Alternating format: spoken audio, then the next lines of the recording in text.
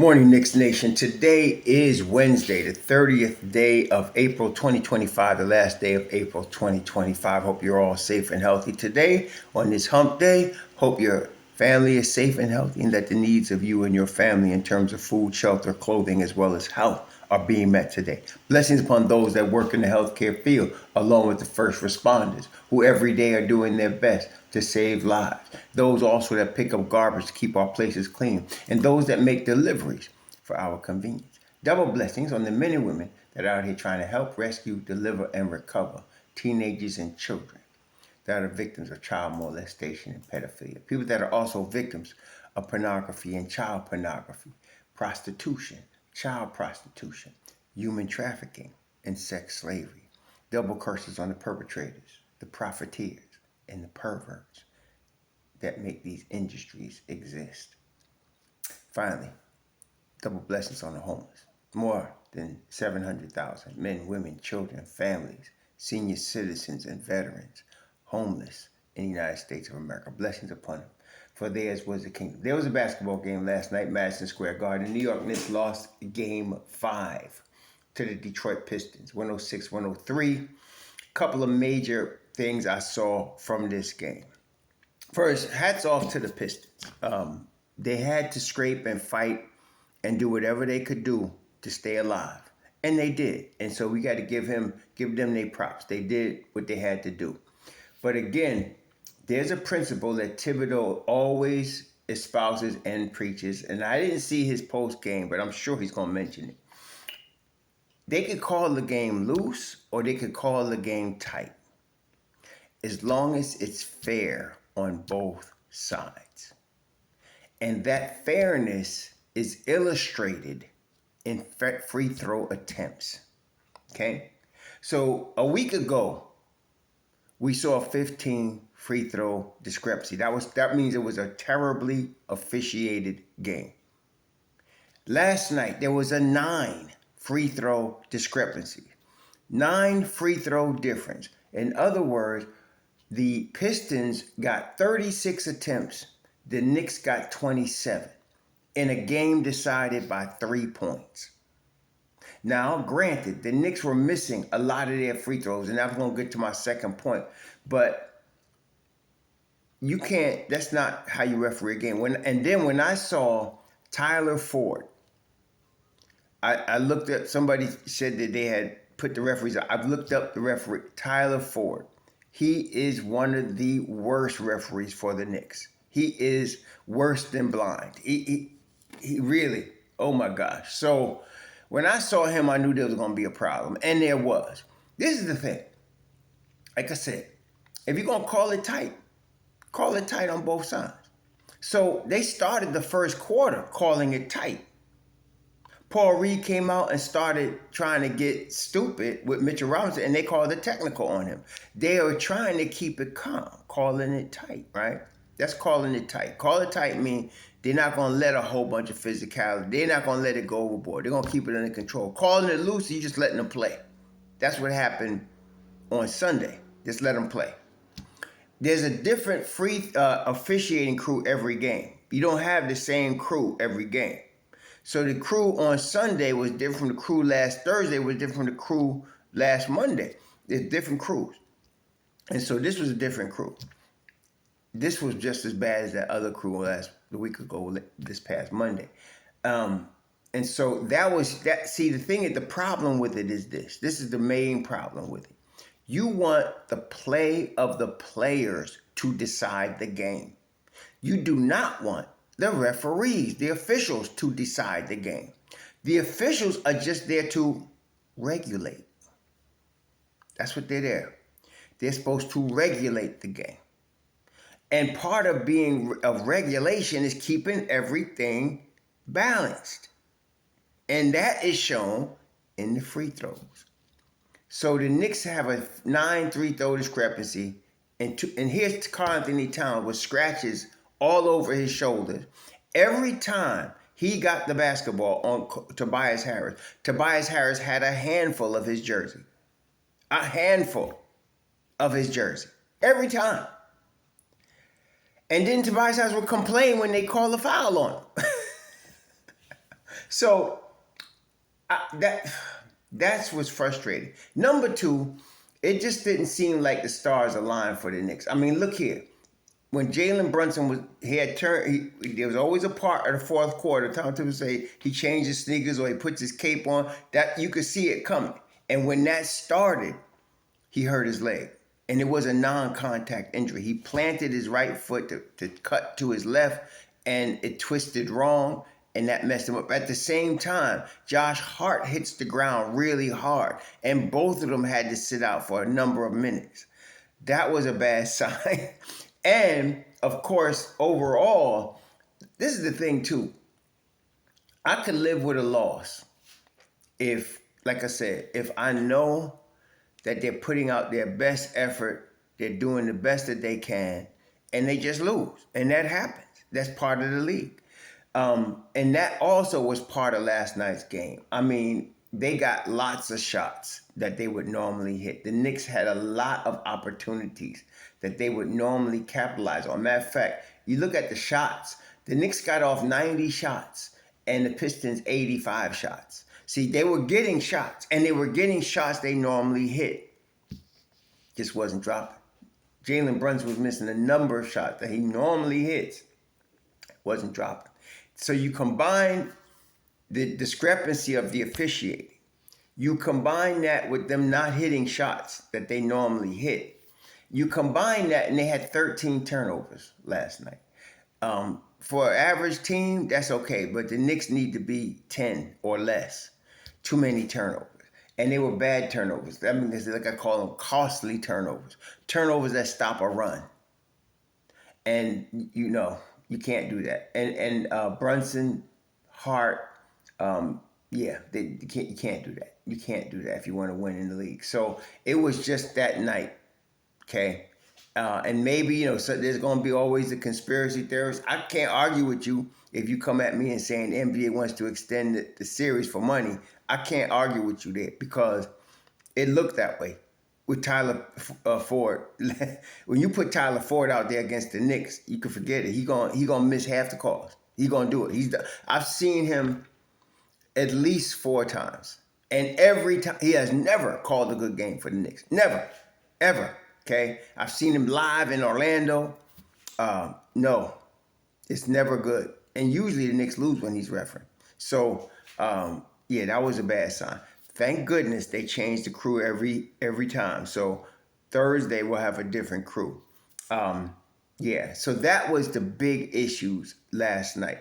They really got the -9 on the free throws.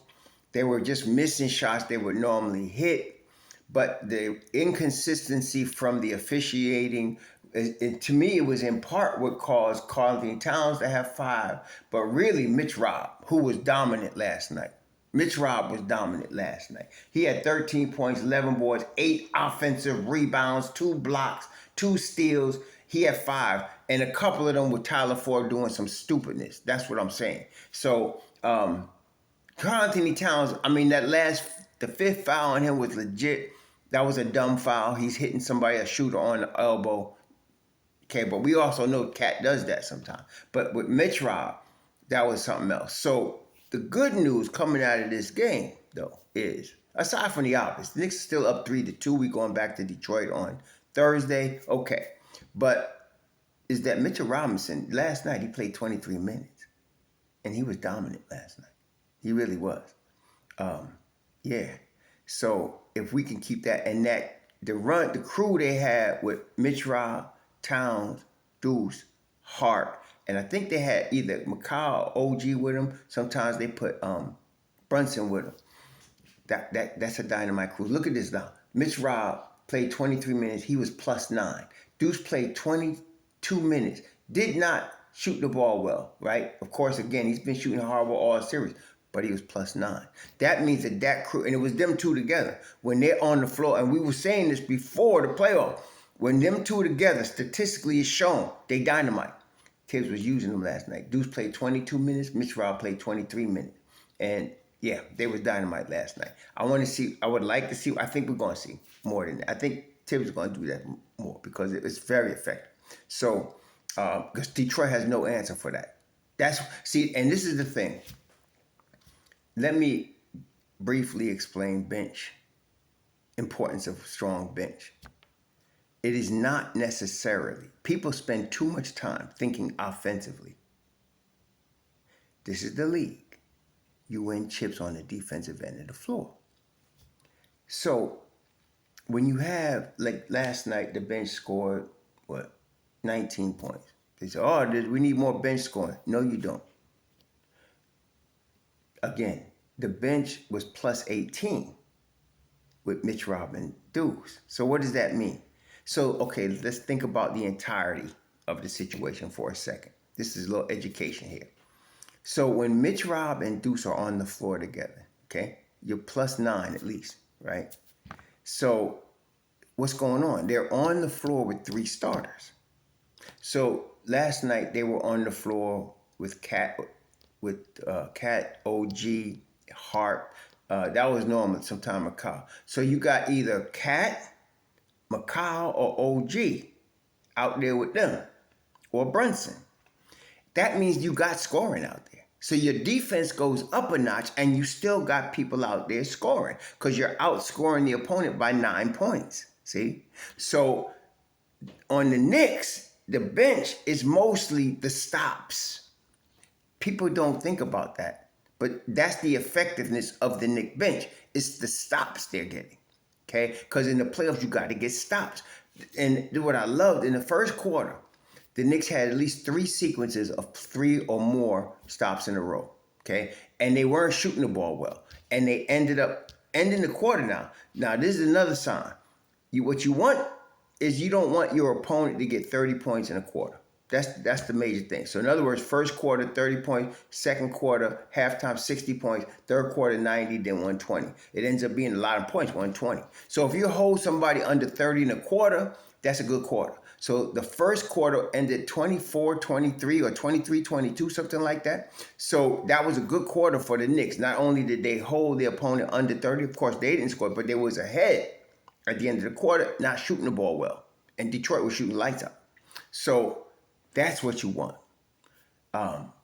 Then as the game wore on, second quarter, Knicks still played well. Third quarter was a problem, okay? And again, it was the officiating was playing an influential part in the third quarter. And you don't want that. So last night, the shot distribution was good, which is another reason the officiating was so horrendous. So Cat gets 14 shots, Brunson 16, Hart 13, OG 13, McCall Bridges 16. I mean, that's very nice balance. So with that kind of balance, you should go to the line more than 27 times if the other team is going to the line 36 times. Okay? So that was the major problem last night, along with Jim just being off. It was just the stars weren't aligned right. It was just off. So 2 things. And it was a low-scoring game, 106-103, battle. Thursday, I'm expecting the free throw numbers to be more even. That right, if you had an even free throw last night, let's say plus or minus 2, let's say the Knicks, instead of getting 27 free throws, they got 34 free throws, and the other team got 36. Okay, we probably could win that game. Okay, we could probably win that game. But the officiating messed that up. So that was that problem. Again, I'm not saying, Detroit earned their win. We gave it to them. They earned their win. But that was a major factor. To say that the officiating wasn't a factor against the Knicks when you're looking at 36 free throws to 27 free throws, that's incorrect. That's a major factor right there. So in other words, your opponent is getting 9 extra chances to score for free. Nah. So defensively, there were too many times when Ashore Thompson was all alone for a dunk under the basket because Karl Anthony Towns was out too high trying to help. That's been going on all series, especially during the losses. They seem to clean it up when they win, so I expect that to be cleaned up. Because Ashore Thompson is a nice young player. Energy, defense, for sure. but he is not an offensive player. He is a close to the basket type of dude. Okay, he's close to the, like Brandon Clark over there when he's not hurt in Memphis. It's the same thing. He knows limitations. He stays within the 3 second area in the lane, and he scores from in there. But he's not no threat from three. He's not no threat from the outside whatsoever. So that got to be cleaned up. But other than that, it's a loss. And I don't want to hear all you're looking. If you come on my channel today and you're trying to blame Tibbs for the loss, you are going to get booted off my channel. Period. Period. Okay? A lot of y'all look for losses so you can place blame on somebody. Look in the mirror. Place blame on yourself for your whole life. Oh my God. But anyway, don't come. Today ain't the day for that. Today's the day for us to recover and get ready for tomorrow. We got a big game tomorrow night. Big game tomorrow night. The Knicks got to be ready for that game. And so, I'm not having it today. I am not having it today. So, hopefully, I didn't see no injury report to know what JB's status is.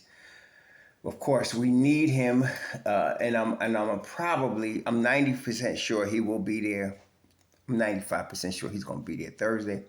Josh Hart, unless he broke something, he's going to be there. Even if he's in this, even if he comes on there with crutches and he come out, he going to play. So those two will probably be there. So this is the time to get treatment, recover. If you do, shoot them 400 shots today and tomorrow, and get ready because we're gonna need that, man. And see where we can go from there. But it was just one of those nights last night. The Knicks have, under the Tibbs era, had a problem in a closeout game of 3-1. That's not the first time this has happened.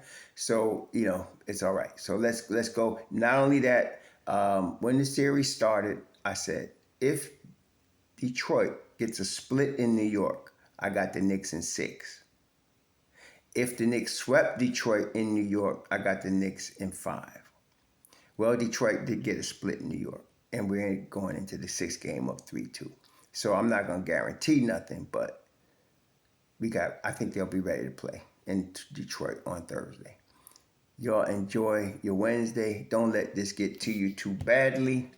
We'll be back. Don't worry about it. Shalom.